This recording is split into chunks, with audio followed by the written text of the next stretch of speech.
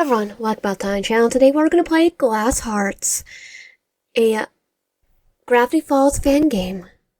Fanage.io, where you can date the Grunkles. But in the past, this time we're going to do Stan's route. Let's begin. Glass Shard Beach, New Jersey, 1970-something. You wake up not to the gel sand of waves lapping upon the shore, nor the shrill scream of your alarm. It's a distant slam that jerks you from what it's a distant slam that jerks you from what few hours of sleep you managed to steal after a busy day of moving boxes and shifting through everything you ever owned. Even then, your new bedroom is unfamiliar and sparse. It takes you a moment to find an analog clock that rests on your bedside table. 7:30 a.m. Crap. You're late. You're going to be late to your new day on your first day. One way to start your senior year. And then your second day of senior year. Your first had been a few weeks prior, as your parents finalized their divorce. Now you live with your dad, just your dad. And you will have to pick up the pieces and try to build a new life in the smallest town you've ever seen. Where everyone has known each other from diapers, and you are the weird intruder that's going to be late on their first day.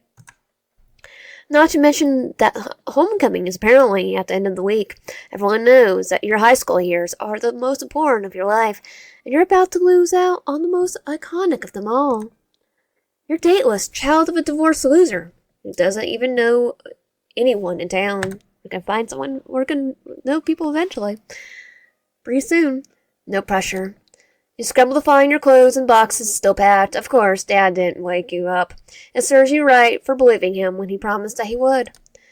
And now you get the pleasure of turning up to school smelling like cardboard and mothballs. You're probably going to be bullied by the meanest people you ever had the displeasure of meeting.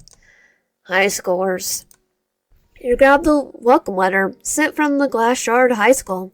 Still in touch, rest on the kitchen counter. There's a return address on the letterboard, which is a start, plus you had gone to visit the school last Friday for courtesy tour that you did not pay attention to. You'd probably be able to find your school this way. You could probably catch the bus. You have no idea if there is a bus route by your house. If there is, you certainly missed it. And at least things can't get any worse. In fact, things immediately get worse. The entire school is covered in homecoming posters. It's the salt in the wound, and in your attempts to avert your gaze, you find yourself running directly into the school resource officer. Hey, punk. You point to yourself, then look over your shoulder instantly. You're late. Class started half an hour ago. Okay, this time is, I'm gonna ignore him. Hey, back up, Brainiac. I'm not done with you yet. Look, I don't care if you're playing hooky, but you gotta sign in if you're gonna be on school grounds. Them the rules. Sign your name. Why in? The sign-in sheet is ripped from your hands the second your pen stops moving. Oh. I don't recognize your name. Maybe you're new. Yeah. The silence weighs heavily between you. So, can you show me my homeroom? With this satisfied grumble, the resource officer rises from his chair and starts down the hallway, not giving you a second glance to check if you're following. You stumble over yourself to keep up. It doesn't take long for you to end up in front of the classroom door.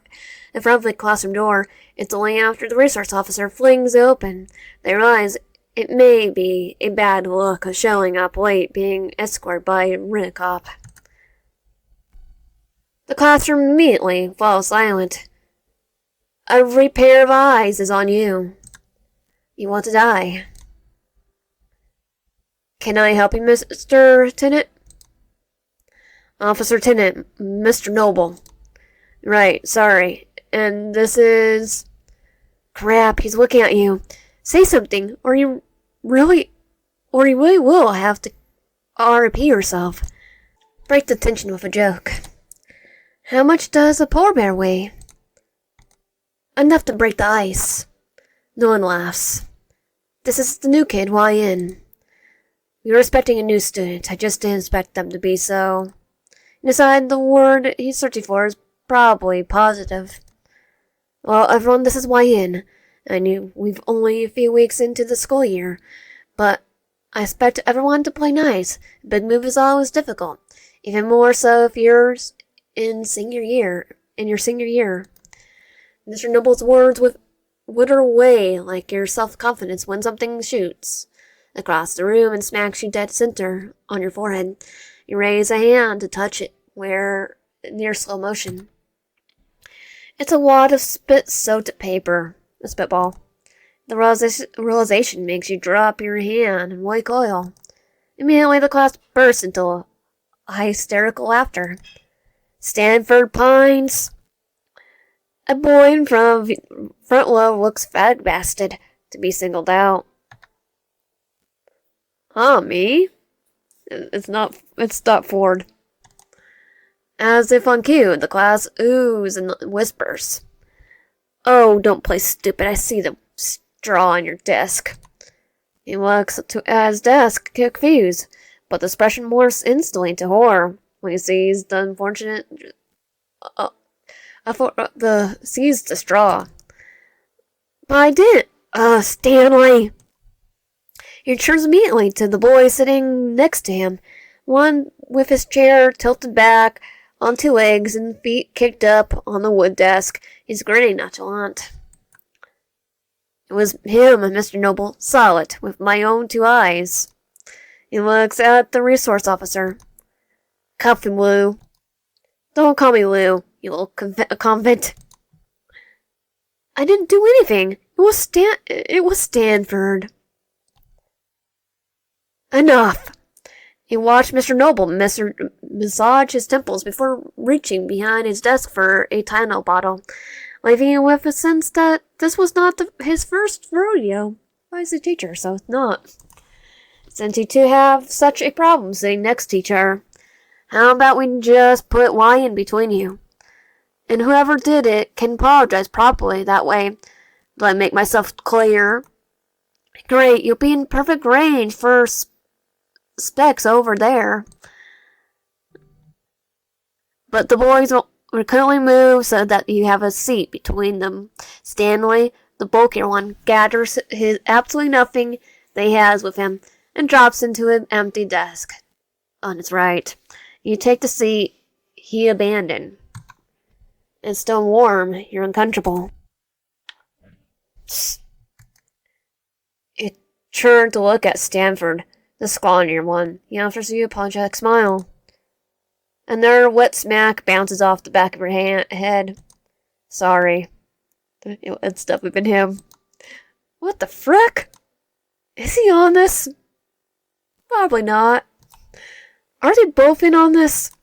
You spent the rest of the class looking pointedly away from both of them and towards whatever it is that Mr. Noble's drawing on about. When the bell finally does excuse you, despite the teacher's claims otherwise, you gather your things and make a beeline for the door. You don't want to be caught by those stand misses. And you have to make it to your next class. You don't know where it is, and you still smell like cardboard and mothballs, and now spit. A dread voice cuts through the crowded hallway. Wait a second. Oh God, no. Hey, don't walk faster. Yes, walk faster. I'm telling you, Sixer, it's a waste of time.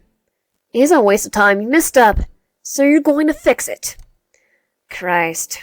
You sound like Ma. Try to make a break for it? You feel a hand snatch you by the back of your shirt and pull you in. The bulkier one holds you like a wet cat, as far from his body as possible. Oh, why do you smell like that? Well, you're the one who spitballs at me, Stanley. Maybe if you stay perfectly still, they'll think you're dead. Stanley spins you around so you're facing them. Suddenly you're aware of just how similar they look. You feel like you're seeing double. It occurs to you that the matching names may be an ill omen. Look, Ford says, I gotta apologize. I'm sorry you got billboard forehead. It's not that big. What my bar means to say is, he elbow jab into the other side. That he didn't mean to give you such a hard time on your first day, and that he feels bad about it. Ain't that what I said? Shut up. Eating wet paint would be more enjoyable than watching these two stumble around the elf in the room. Eventually, after sustaining a period of painful silence, one of them clears their throat. Anyway, my name's Stan for Pines, and this is my bar, Stanley. Stanley Pines. I guess we could figure that one out. I'm his bar, Stanley Pines. This is Stanford Pines, my bar. Oh, this is heck. Regardless, you'd think you could get a gist of it. Unfortunately, they don't seem to think so, so they continue to hold you hostage in the hallway. You could tell which one is which, because I would literally never spit on you. The devil beside him grins. I would. I did. Both times. Yeah, we kind of figured, Stanley. Dad would probably be really mad if you get into a fight on your first day. Okay, I don't want to be too mean, so I'm just gonna go with whatever. Both bars seem unsure if they should be appreciative or apprehensive, left instead to exchange a look. Stanford's muscles through, though, are obviously fake smile, but Stanley just looks annoyed at the silence as the silence festers. The conversation dies before it can go further. Mr. Noble's back again, looking more fierce than ever, going down at the three of you from his doorway. Didn't you hear the doorbell?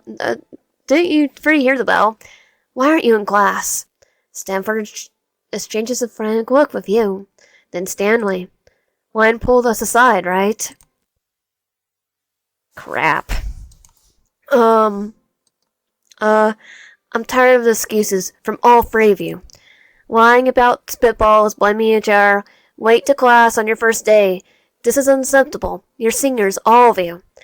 And these are the sort of things that professionals won't let fly in college. Oh, no, they'll let a lot of stuff fly. It's about time you start acting your age. All of you can join me in after-school attention. Oh, Dad's gonna be ticked.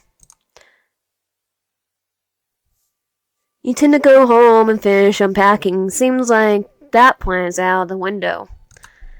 You're instead stuck outside Mr. Noble's classroom, studying yourself for your first attention on your first day at your new school.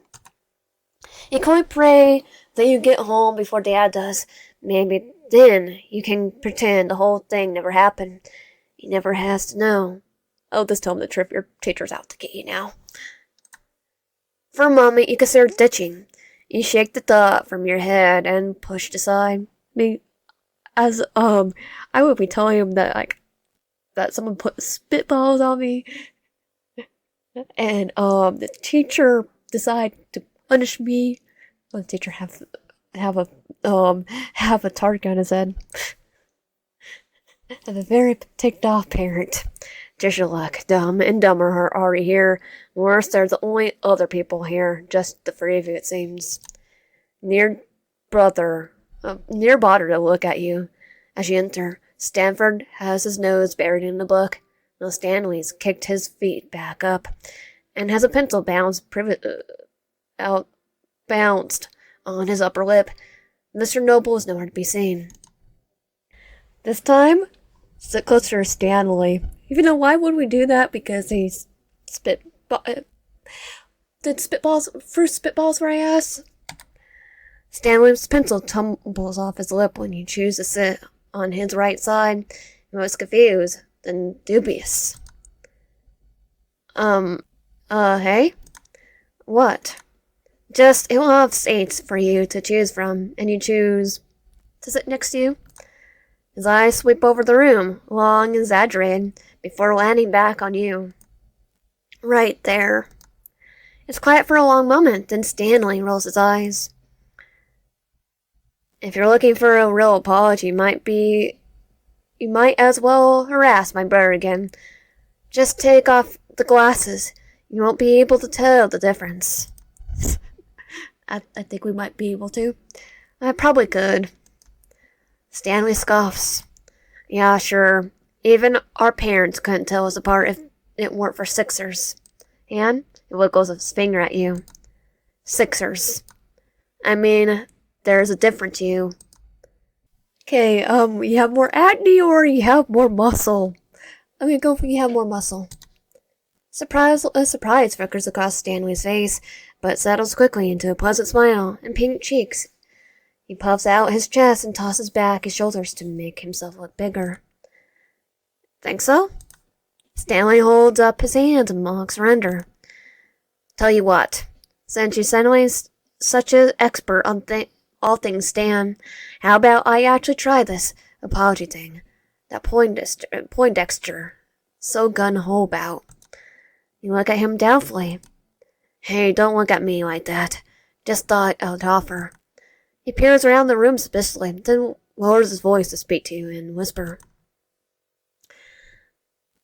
I'm talking about pulling the tension off. They'll go down to the boardwalk before they start packing up for the season. You in?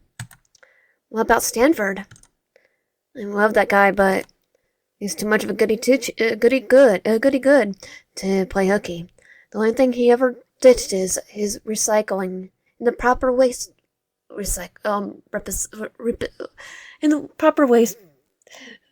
bucket. You're impressed. He managed to throw that word on the first try. I would butcher it. I already did. He'd probably say no before I even asked. Might as well just... He jerks his thumb over his shoulder towards the door. You take a second to weigh on your options. On one hand, you could stay in detention until Mr. Noble came back. Whenever that might be. Oh, he's just gonna let us go. He could have forgotten about you guys for all you knew, and doomed you to die in a pathetic death of a stuffy classroom. Or he could slip out of the back and actually see some sights in New Jersey that wasn't trash-littered highways. You were probably grounded anyways. What's another drop in the bucket? Go with Stanley. Sure, sounds like fun. Stanley grins. It's wide and boyish. He knows that his teeth are chipped and crooked, but somehow makes him look all more endearing. That's the spirit, come on. He spares a look towards Stanford, still entranced in his reading. He starts towards the door and gestures for you to follow, and mutters something to his twin about needing to use the bathroom. Stanford doesn't even look up, just nods. You're gonna love this. He follows Stanley from the classroom. It's late enough that the corners are empty and you don't have to risk running into the resource officer again. You find yourself trailing behind Stanley a few steps as you leg it to the boardwalk. It's possibly nice out for a late summer day, but Stanley doesn't seem much for a conversation. His hands are folded behind his head and he whistles as he walks. You catch him once glaring at you. He smirks when you do. Then he looks away again. It takes you a moment to realize he's waiting for you to break the silence. Are you and your brother both named Stan? Stanley laughs out loud at your question. You take him back, but his laughter is loud and genuine. It's the laughter that comes before telling a funny story or letting someone in on this inside joke. Yeah, I was surprised before you asked. Not like we both go by Stan, though. I mean, I do now. We were Lee and Ford as kids. Stan was what our folks called us both when we were getting into trouble for dumb crap. But now that we're older, and Ford's all mimics pushing invisible glasses up the bridge of his nose, and to academics this and college that. So I'm the one that goes by Stan, 'cause I'm the one that's always getting into trouble. He laughs again like it's funny. Don't see the humor in it. What's there to do in the boardwalk? What's there to do in the boardwalk? What isn't there to do at the boardwalk?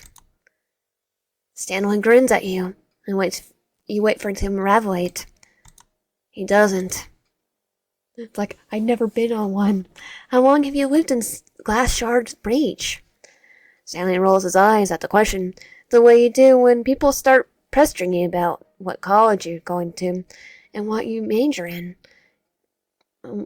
He doesn't seem irritated, though, just overwhelmed. Since forever.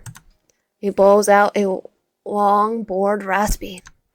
Born and raised, Pops has got a pawn shop in the lead paint district. Pretty sure it'll end up as me and Ford's once he kicks the bucket. Or your younger sibling. You'll probably sell it.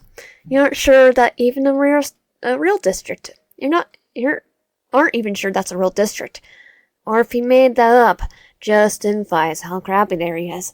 You weren't given much time to think about it. What about you? Where are you from? You tell him about where you moved from. You don't mention your parents' divorce. Here's the walk. You look up to see that you're approaching a boardwalk. Stereotypical of a tourist trap beach town. It's impressive with a permanent carnival, an arcade, and a handful of overpriced shops line all the way down. I walked abandoned. It was just pass free on a Monday during school year. Not to mention that it was the end of the summer season. What sort of desperate tourists would be prowling around? Ones are still have summer. All the games here are rigged. It's genius. You have tourists just throwing money at you to get their kid to shut up. You get the sense that you might have to make a... You get the sense that you may have made a mistake coming here with him. Oh, all we did. Lucky for you, most of the schmucks have packed it up for the season. Shouldn't keep the tourists like you from getting bled dry by the locals. Well, technically, I'm not a tourist. I'm now a local. I'm not a tourist. I live here now. Kid, you're a tourist until you get necked at the end of the boardwalk. So were you a tourist then? You give him a look. I'm not offering. Oh, you're totally offering, but enjoy getting swindled. Hey, these guys. When you look over the shoulder towards the voice, Stanley groans.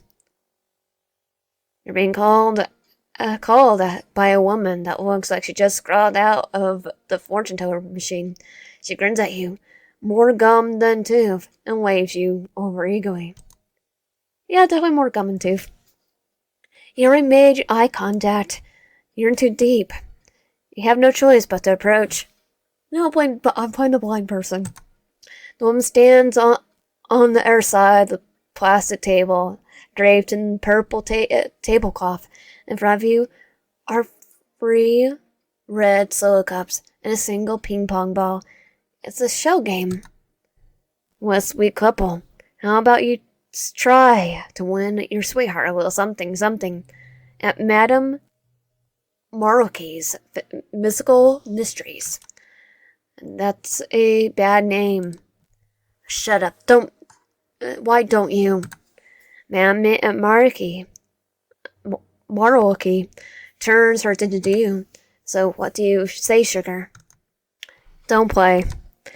I would rather not. You better than this, Maroki. Maroki. It's a living, kid. Annalie, did your mom... tell your mom I said hello. Now get lost. You walk away empty-handed, but considering the looks and vibes of that chick, you don't feel like you're missing out on much. You spend a while longer exploring the sparse boardwalk of Stanley. By the time the sun starts to sink over the horizon, you realize Dad could be waiting at the home with plenty of questions. Hey, I should start heading home. What, got homework to do? Got a curfew? Yes and yes. Whatever, buzzkill. Sally walks you to the end of the boardwalk, but doesn't take you the whole way home. Probably for the best. Best you have no idea how to explain that all of it to Dad. You had fun though. Your smell lingers on your face for the rest of the night. Dad was not angry as you expected him to be. Rather, he was full of lectures about how hard the adjustment was going to be, and how you needed to get used to things here because you weren't going back. A few hours ago, that would have felt like a final nail in the coffin, but now, staying in Glass Shard Beach didn't sound too bad. It turns out, there's not a bus that runs by your house. You want to say that the walk is a good exercise, that it's what Dad does you when you grovel for a ride to school, but after 3 blocks you start to wonder if the movers had packed your bike. Chances are Dad left it and didn't want to admit it. That's probably why he hadn't bothered to search for it when you're with you over the weekend. But the grumbling complaints at least served to make the walk faster, and before you knew it, you were standing outside the gates of the school. On time on your second day. That's more like it. So I told him to get to stepping, cause I'm bothered to be another guy's babe. And you're so right for that. I just deserve better than Dig. You're totally you're a total brick house, Kara. I know. He was just. Kara's eyes land on you when she sweeps them over the hallway, and you avert your eyes a second too late. It was probably a bad idea to eavesdrop, so obviously. But in your defense, they were really loud. She looks you up and down. Kathy, isn't that?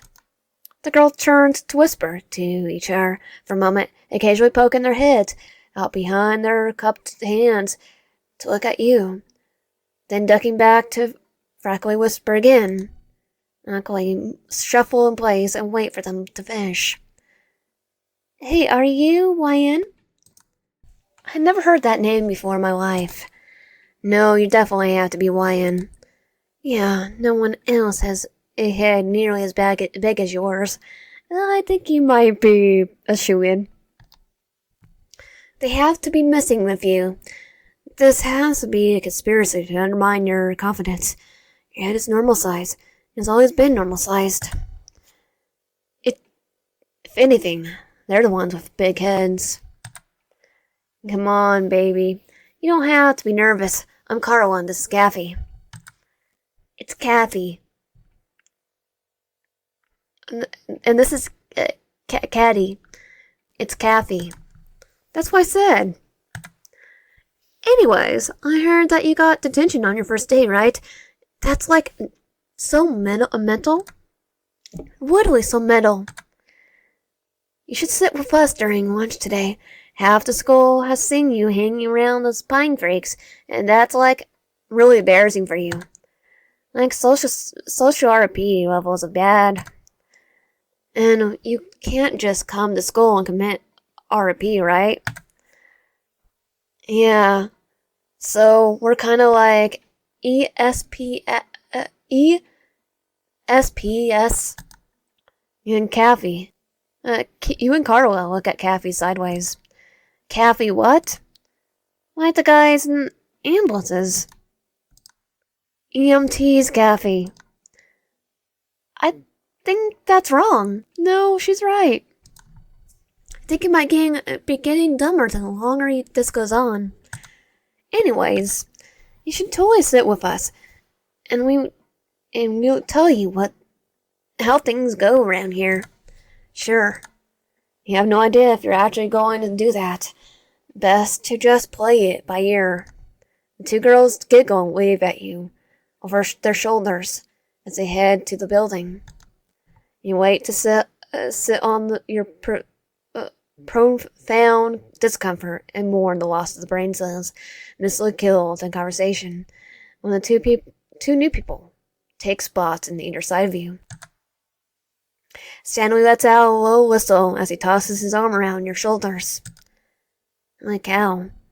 You already got Hot Pants McCork talking to you?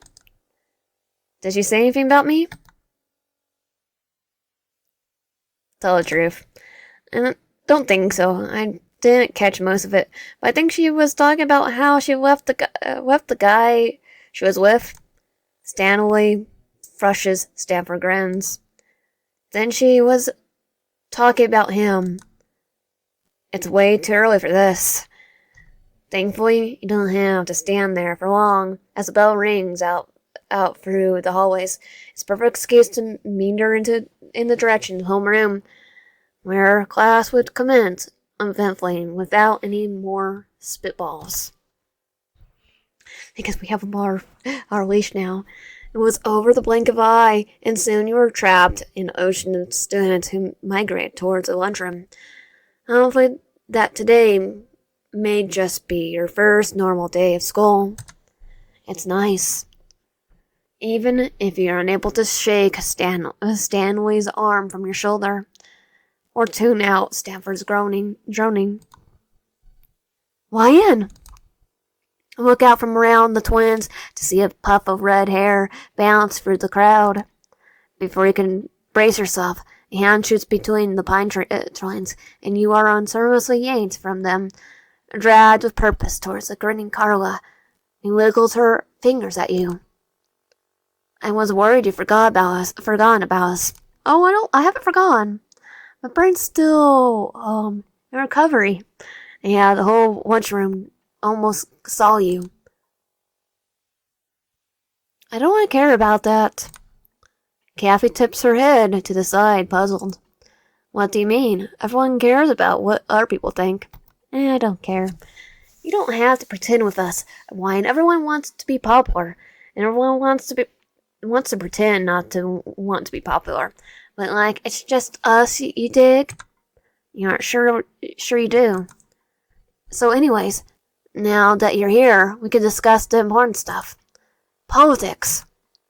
Shut up, Kathy. No one cares about Nixon's Malvin Watergate. It's like, well, she'll talk your ear off about it, probably.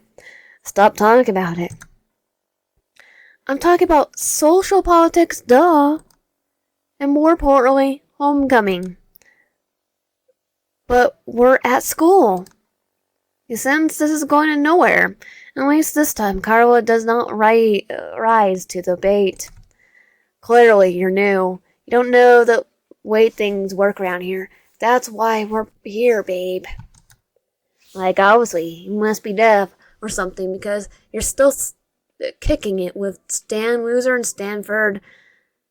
Didn't you ever hear what we said about social RP?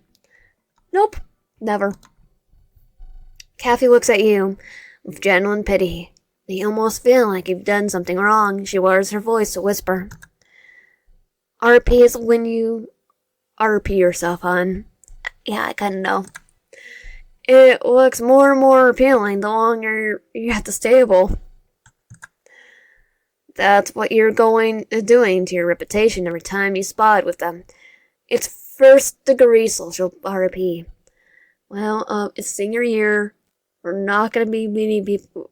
Probably not gonna stay here. We could probably go to college, or we're just gonna follow Stanley and end up in Gravity Falls. Does those come in degrees? Most people at school would rather drink cyanide than talk to the Pine Twins, and that's for a good reason. I would like to talk to them. Hang out with the Pine Twins is like begging for team pregnancy. Like you just would do it if you're hot and respect yourself, you know? I don't think, words into that right now. I think if it was a certain triangle, maybe. Besides, with homecoming literally this weekend, people are gonna think that you're going steady. I mean, we just met. Both Carl and Kathy seem repulsed by the concept of tongues curled and noses scrunched as they lynch. So, have you thought about what you're doing with who you're going with? Stanley is a lot of fun, actually. Really? Carla looks at you hard. Her upper lip is curled up and sheer, a sneer, and her hands are balled in the white fist on the table. Okay, can I say she probably is dated him too? She did Stanford. When you meet her eyes, she looks up and away from the tight. Oh yikes! Stanley and Carla actually have broken up a few weeks ago. Okay, then why are you telling? Are you trying just because you're? Do you have still some feelings, both of you? You wonder if this is one of the reasons that the girls were so adamant that you not to go out with either twin. It's like their false pretense of protectiveness, so much as if it's jealousy of whatever might have been there before. Like told Fruke on my part, sometimes you gotta do a little charity work to stay humble. And those two will take any charity they can get. I heard that they get all their crap secondhand. Wait, it's cheaper that way. I heard they get hand-me-downs from each other and just keep hand-me-downing to the other over and over again until it actually falls apart. Like sharing? Like a normal family? I mean, I could wear my mama's shoes. It's better to wear it till it falls apart. Can't imagine you. But, I'm not one of those girls that's gonna hoard a man to myself. Especially one that, secondhand. If you want my leftovers, be my guest. Okay. You're lost, girl. Just don't say I didn't warn you, sweetheart. You shouldn't talk about people like that. Kathy and Carla's laughter comes to abrupt halt. Their heads snap at you in near perfect in sync. Eyes equally dark as you again discard their device. You're the one trying to go with my ex. But, girl, we're doing you a favor. I don't know why we bothered, but they like eating out of the trash. I think you do too, or at least way too much makeup, and that's what you're going to be doing if you go out with Stanley. I could go to Gravity Falls, have some adventure, and I don't just mean that in the sense of getting my sloppy seconds. I mean, he's actually going to make you eat garbage.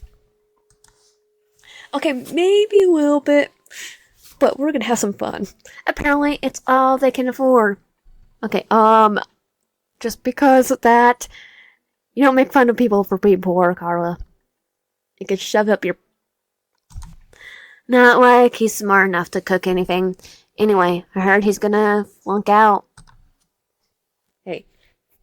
He is a... Deep down, he is a sweetheart. I heard his dad called him useless. Doesn't take a genius to know he's right. Rise above. I'd rather hang out with them than spend another second breathing in your fumes. You grab your lunch and stand, then turn on your heel with your head held high. Caller stands up and screams at you as you walk away. Seriously, Carla? Seriously? Carla, calm down. You're making a scene over Stanley. And also, I'm better than you, Carla. And Kathy. Right here. Plus, you're gonna get wrinkles. We know what Chucky says about wrinkles. Not You sit down your lunch at the table towards the vending machine in the back of the cafeteria. She won't look very good with wrinkles. Stanley and Ford are both staring at you. What? Stanley grins, and the grin is wide. You know, you're right. The remainder of your lunch period is spent with more than a cheap canned laughter. They gone out of Kathy and Carla. Stanley gives you exaggerated gossip about anyone he can jab a finger at, and Stanford corrects him with more accurate sounding insight. And with your own quips thrown in, the three of you find yourself in stitches until you're forced back into this classroom. I just like the fact that well, you can actually decipher it. Even then, Stanley makes his presence known. Every time the teacher has their back turned, he passes you a note, waiting for another opening, then passes it back. By the end of the day, you play 4 games of Hangman, 8 of Tic-Tac-Toe, and 1 very short game of I Spy. You're ready to head home when the bell rings, stopped but only by the hand that catches you by the crook of your arm. You're not exactly surprised to find Stanley is one who stopped you. You're surprised to see that his brother is not in his shadow. Hey. He touches your hand in the back of his head. He looks nervous. It's sort of strange to you, but I don't mention it. I was wondering if you were busy this afternoon. I thought we could, hang out or something. Sure sounds like fun. Relief flashes across Stanley's face. He lets out a breath, like he didn't know he has been holding it. Then nods his head once, quick and firm, as if assuring himself. I figured a little tour of the boardwalk I gave yesterday was kind of a half, but I didn't even show you the best parts of it. Better than the crazy broad that didn't even give you a promised prize. I didn't even do her game, your treat. He falls down to the boardwalk, pestering him all the way about whatever plan he has. He just grins, dodging your questions, with the ease of grace of an experienced con man, until he eventually arrived. However, instead of going towards the carnival, he leads you down towards the beach, and not towards the actual nice-looking beach, where you can imagine tourists spend a lazy summer afternoon. It's under a boardwalk, where the dunes and cliffs are crumbled, and the sand is littered with cigarette butts. You're underwhelmed. Are you bringing me here to RIP me? What? No. I mean, it's a perfect place. Sounds like something a killer would say, but you let it slide. What? Stanley gestures around the shadowy part of the boardwalk where you're settled. Me and my brother used to hang down here during busy season. Had a whole secret hangout and everything. He gestures to a hole in the cliffside that you haven't noticed before, and looks maybe a bit small for two teenagers to crawl into, especially one as big as Stanley. Not to mention that the tourists used to drop all kinds of crap through the slats in the dock. One really good day, you could find $10 worth of coins in the sand. Him and I got a lot of junk we shouldn't have that way. He smiles at the memory, almost wistful. It's not only the boyish crooked grin he gives you when he knows he's doing something stupid and probing for the attention that comes after. He just looks happy. It's cute. You smoke? No. Stanley shrugs and pulls out a carton of cigarettes from his pocket, then smokes one for himself. So you and Carla? Stanley groans at the question. Obviously, he didn't see it coming. He looks halfway embarrassed when he finally starts talking. I must have had a crush on her since middle school. If I only had if I only had the balls to ask her out over the summer when her boyfriend dumped her. He scrumbles a hand down his face. I was happy to be a rebound. Woof. Yikes, didn't go well. And what was our first clue? He shrugs. You know how some people get a real face for radio? Well, she was the opposite, a looker, but not much substance. Yosh. Heck of a dancer, though. You dance? Maybe I box. You don't seem to have the best reputation at school. Stanley's expression falters. He grumps. His hand teeters as he tries to figure out the best way to approach his answer. You know how kids are? They don't like the stuff that don't fit in. I don't care, about your reputation. Stanley looks at you, out of the corner of his eye. He lets out a few beats pass before he speaks up again. Ford's a freaking genius. With some freaky fingers. You either hate him because he can't keep up, or because he looks different from everyone else. Me, I'm supposed to be identical, but I don't got none of what he does. Not the brains, not the hands. I gotta do a lot of work to keep up with a reputation like that, and he seems to hesitate to finish the thought. It takes a long drag from his cigarette before he does. I catch some of this flakes anyways, being his butter. If I can't take away a little, he doesn't gotta deal with the worst of it. Then it's worth it.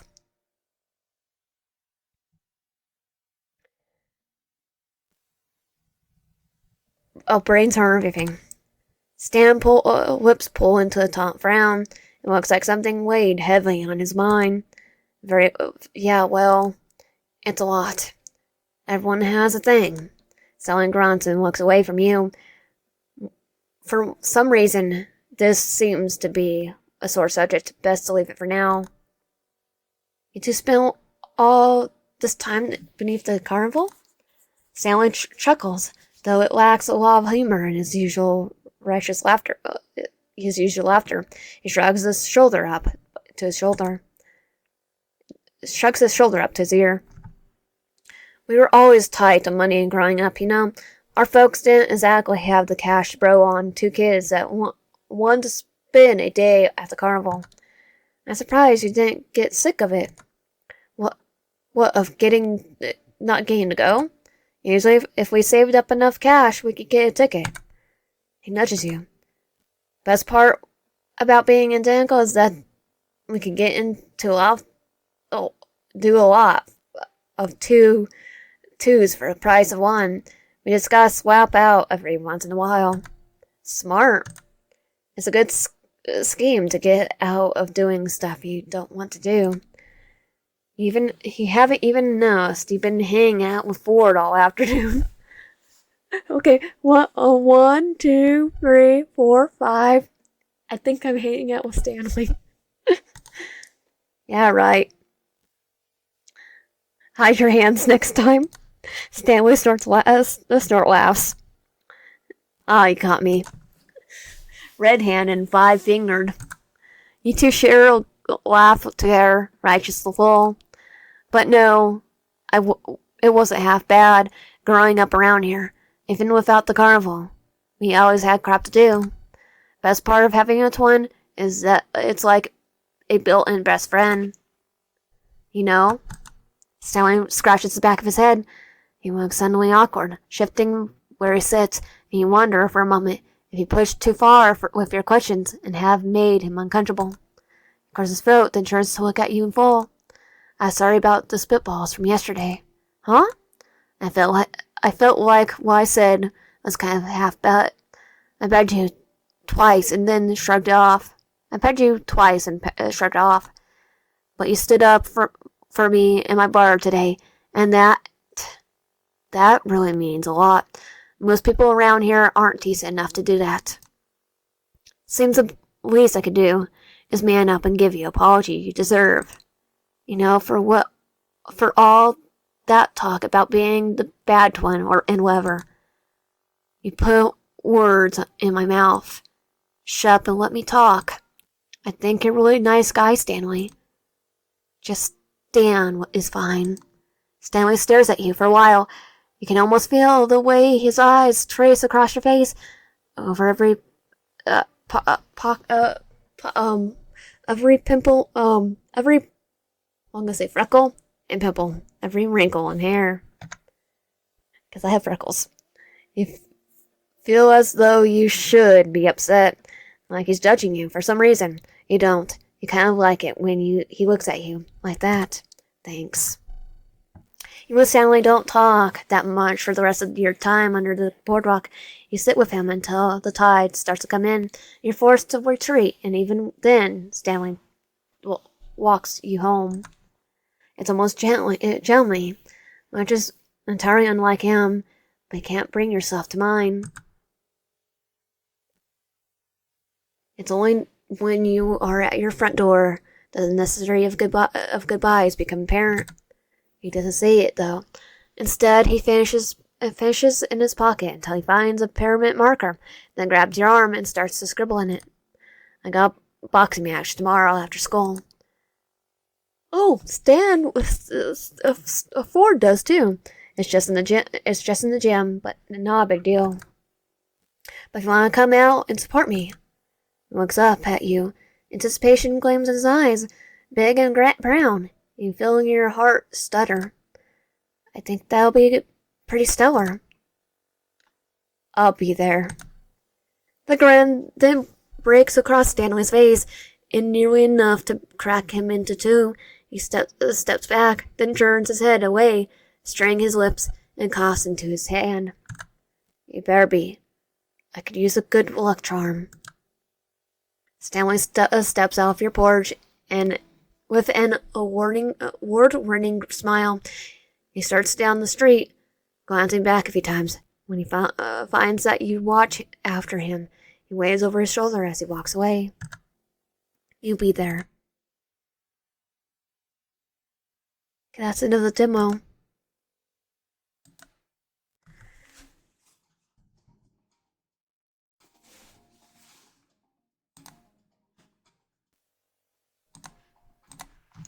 And that was Glass Hearts. Stan Lee's Stan's route. If you want my content, please consider subscribing. If you haven't already, comment down below and like the video. I'll see you guys next time.